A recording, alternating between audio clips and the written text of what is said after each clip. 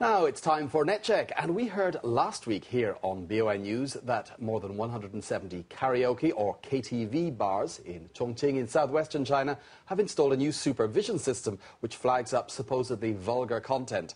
Once customers choose what is deemed to be vulgar, the system notifies the authorities. The new system allows karaoke clubs to run video and subtitle advertisements and has even been used to promote lotteries. It's raised some concerns among Chinese internet users, both on charges of entrapment and of profiteering. Though the Ministry of Culture has rejected accusations it will profit from the system. Let's join BON's Kevin Jar now in the newsroom to get the latest on this controversy. Kevin, what are the main concerns that people online have been talking about regarding this system?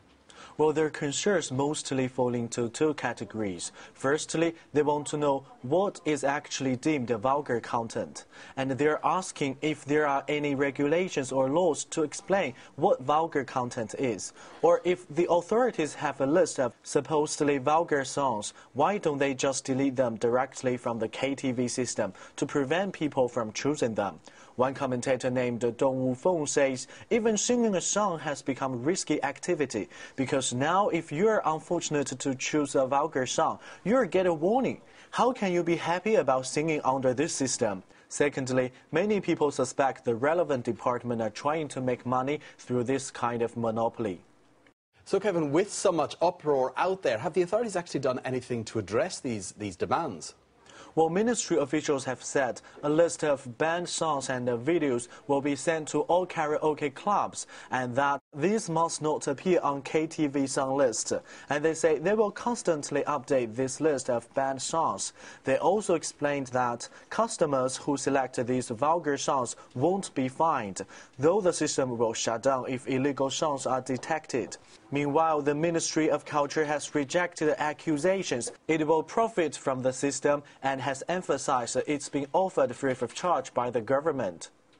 Thank you, Kevin.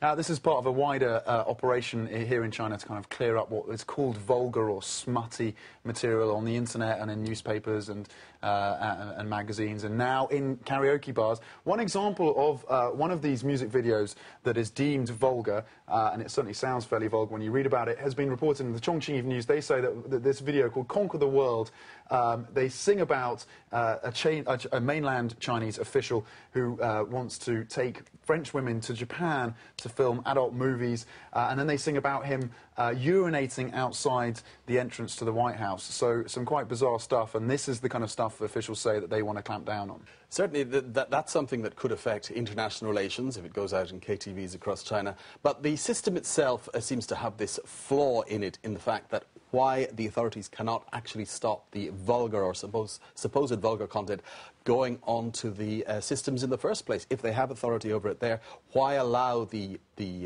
client who's paying to be in there and having fun to allow to choose this and then be told, no, you can't have that anymore? Yeah, of course, that's one of the main points of contention for internet users. Indeed.